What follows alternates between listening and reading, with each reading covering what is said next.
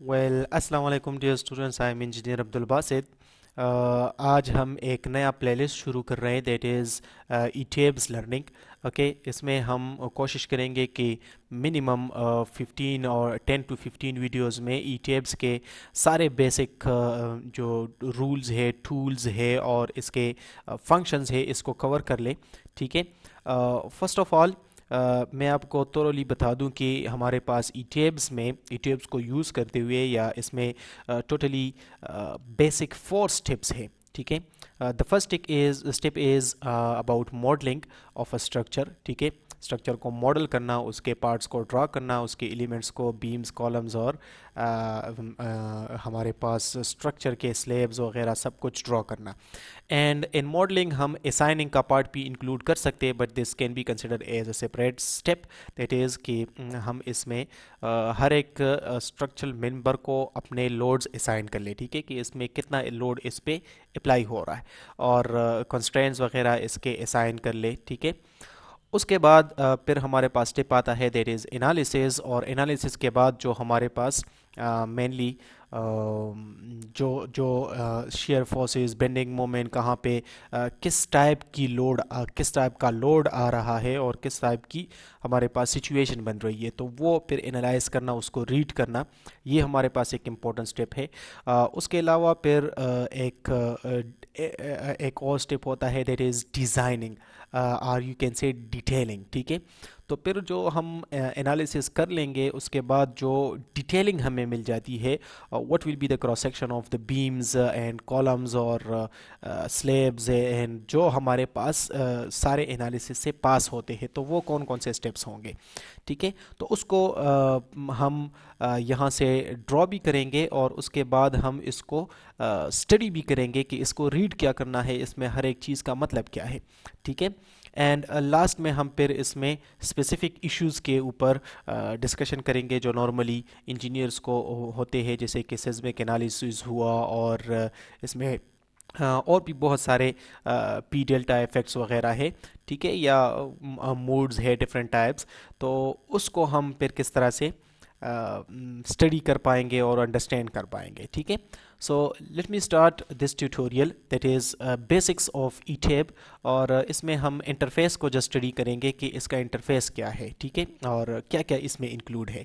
सो जो हमारे पास ईटेब्स है, इसको आप ओपन कर सकते हो फ्रॉम दैट ईटेब्स दिस आइकन। ठीक है। इसको डबल क्लिक करके आपके पास आफ्टर इंस्टॉलेशन ये ओपन हो जाता है। ठीक है। और जो आपको इंटरफेस मिल जाता है after opening a new model, it will be like this. ठीक है। इस तरह का इंटरफेस आपको मिल जाता है। ठीक है। यहाँ पे आपने पूरा काम करना है, जिस तरह भी आप मॉडलिंग, एनालिसिस या असाइनिंग या डिज़ाइनिंग का जो भी स्टेप करना चाहते हो। ठीक है।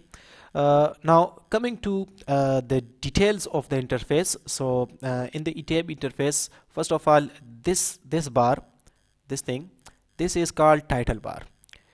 इसमें जो टॉप पे लिखा हुआ है, दिस इज़ ईटेब्स सॉफ्टवेयर जो अभी आपने ओपन किया हुआ है, नॉन लीनियर आप इस पे अभी काम कर रहे हैं। ठीक है।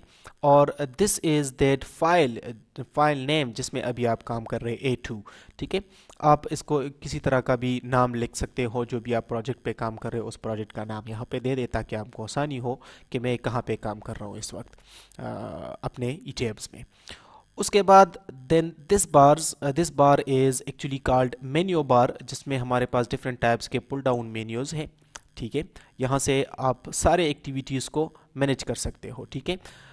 ये सारे पुल डाउन मेन्यूज़ है, डिफाइन है, व्यू है, ड्रॉ है and all. So you can से कि जो भी ई टेब्स के कमांड्स है वो यहाँ से इन पुल डाउन मेन्यूज़ में मौजूद है। ठीक है। आप किसी भी एक्टिविटी को यहाँ पे आप यू कैन से आप कर सकते हो।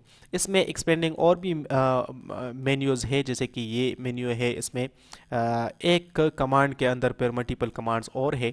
ठीक है। तो इस तरह से आप इनको यूटिलाइज कर सकते हो। इसके बाद हमारे पास in this bar you have different types of tools. This is called tool bar, this is menu bar actually, और ये जो टॉप पे था this was title bar। ठीक है।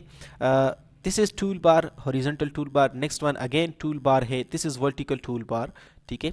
so in other words you can say कि जो हमारे पास pull down menu में commands है, इनमें सारे कमांड्स हमारे पास यहाँ पे मौजूद है इन दीज टूल्स, ठीक है। So you can access these commands directly from the tools as well, और यहाँ से आप मेन्यू से भी इसको एक्सेस कर सकते हैं, ठीक है।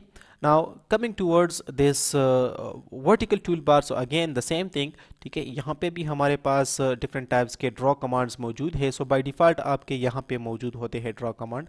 आप इसको एडजस्ट भी कर सकते हो, इस पोजीशन से किसी दूसरी पोजीशन पे लेके जाते हो, यहाँ से पुल करके यहाँ पे ले जाते हो, ठीक है। या इस वाले को आप वर्टिकल पे रखना चाहते हो, so it's up to you, ठीक है। So let me keep the way that default setup for us, ठीक है। ये हमारे पास वो डिफ़ॉल्ट सेटअप हो गया, ठीक है, सिंपल, जो अभी ETAB ने बाय डिफ़ॉल्ट हमें प्रोवाइड किया था, and this was in this vertical form, ठीक है।